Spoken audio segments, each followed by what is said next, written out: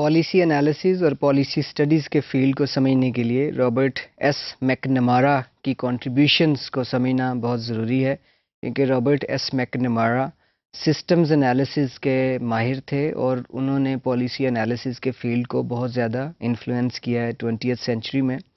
تو ان کی زندگی کو سمجھ کر اور ان کے کام کو سمجھ کر اور ان کے کام کے نتیجے میں جو اثرات پیدا ہوئے پوری دنیا میں، ان کو سمجھ کر ہم پالیسی انالیسز کو زیادہ بہتر بنا سکتے ہیں۔ Robert S McNamara Harvard business school کے گریجویٹ تھے اور یہ ایڈورڈ ڈیمنگ سے بہت متاثر تھے۔ ایڈورڈ ڈیمنگ اسٹیٹسٹیشین تھے اور اسٹیٹسٹکس کو بہت محبت کرتے تھے۔ کوانٹیفیکیشن کرنا ان کا پیشن تھا اور ان کا یہ خیال تھا کہ دنیا میں ہر کام اور ہر چیز کو نمبروں کے ذریعے ایکسپریس کیا جا سکتا ہے۔ ایڈورڈ ڈیمنگ کا جاپان پہ بہت انفلوئنس ہے۔ انہوں نے جاپان کی سینسز کو آرگنائز کیا 1950s میں، اور جاپان میں جو کوالٹی اور پروڈکٹیوٹی کا ریولوشن آیا جو کہ بہت فیمس ہے 1950s اور 1960s کا پروڈکٹیوٹی کوالٹی کا ریولوشن، جیسے ٹویوٹا، فیوجی، سونی اس قسم کی کمپنیوں نے اپنی پروڈکٹس کی کوالٹی امپروو کی اور اپنی لیبر کی پروڈکٹیوٹی بہتر بنائی۔ اس میں بہت بڑا رول ہے ایڈورڈ ڈیمنگ کا۔ اسی طرح کمپیٹیٹیونیس کو اور کوالٹی کو اور پروڈکٹس کی کاسٹ کو لو کرنے میں ایڈورڈ ڈیمنگ نے بہت رول پرفارم کیا ہے اسٹیٹسٹیکل میتھڈز کو یوز کرتے ہوئے۔ اور جو مشہور میتھڈز جن میں ایڈورڈ ڈیمنگ نے بہت کام کیا ہے ان میں اسٹیٹسٹیکل پروسیس کنٹرول، 6 سگما، یہ بہت امپورٹنٹ میتھڈ ہے کوالٹی کو امپروو کرنے کا اور ریجیکشن ریٹس کم کرنے کا انڈسٹریز میں۔ ٹوٹل کوالٹی مینجمنٹ جو کہ بہت سارے بزنس سکولز میں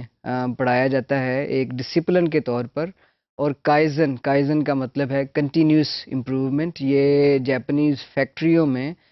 بہت استعمال ہوتا ہے، جس میں ورکرز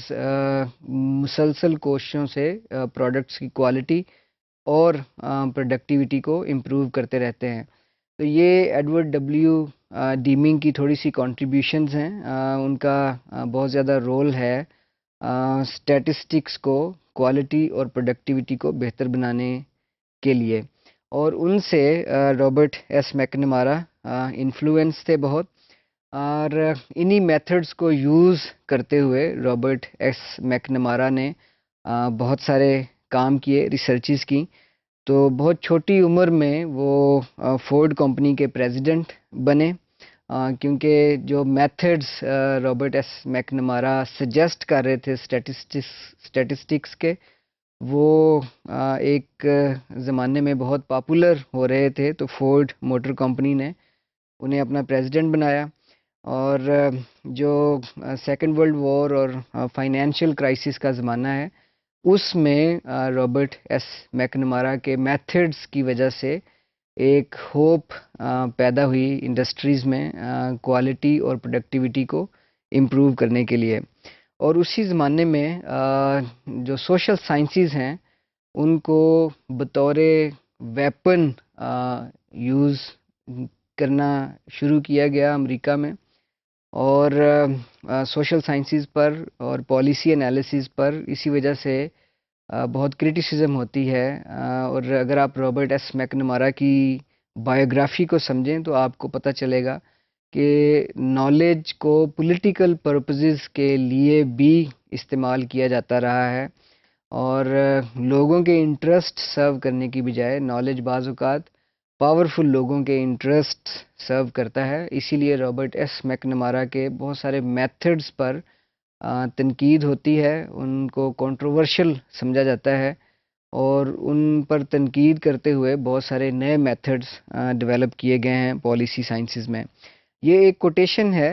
جو میں آپ کے سامنے پڑھتا ہوں، آپ کو اس کوٹیشن کو سمجھ کر اندازہ ہو جائے گا کہ پالیسی انالیسز اور رابرٹ ایس میکنمارا کے جو کوانٹیفیکیشن کے میتھڈز تھے اور اسٹیٹسٹکس کے میتھڈز تھے، ان کا سوشل سائنسز پہ کیا انفلوئنس ہوا، اور سوشل سائنسز نے کیسے سوسائٹیز کو اور پالیٹکس کو انفلوئنس کیا۔ The social science was also viewed as a weapon, but for use against a different enemy. For the military, the most useful social science available during the Cold War was that embodied in policy analysis, and policy analysis was used as argumentation in domestic bureaucratic battles for budget and mission. یہ Hamilton Cravens کی کتاب the social sciences go to Washington the politics of knowledge in the post modern age سے لی گئی ہے، اور یہ کتاب بڑی تفصیل کے ساتھ ذکر کرتی ہے نالج کی پالیٹکس کا، جس میں پالیسی انالیسز پر بطور خاص تنقید کی گئی ہے، اور یہ بتایا گیا ہے کہ پالیسی انالیسز کو امریکن ملٹری نے کیسے پاورفل پرپزز کے لیے استعمال کیا۔ رابرٹ ایس میکنمارا نے جو بہت سارے کام کیے، ان کے وہ نتائج برآمد نہیں ہوئے جو وہ حاصل کرنا چاہتے تھے، تو بہت سارے لوگ اب یہ کہہ رہے ہیں کہ رابرٹ ایس میکنمارا کے میتھڈز میں کافی فلاز تھے، اور ان فلاز کی بنیاد پر اور ان فلاز کی وجہ سے ان کے پالیسی انالیسز کے میتھڈ سوسائٹیز کو بہت بہتر نہیں بنا سکے۔ تو پالیسی انالیسز اور پالیسی اسٹڈیز کے اسٹوڈنٹس کے لیے یہ سمجھنا ضروری ہے کہ کون سے میتھڈز کس قسم کے اثرات پیدا کرتے ہیں، اور اس میں رابرٹ ایس میکنمارا کی بایوگرافی اور ان کا کام بہت امپورٹنٹ کیس اسٹڈی پرووائڈ کرتا ہے۔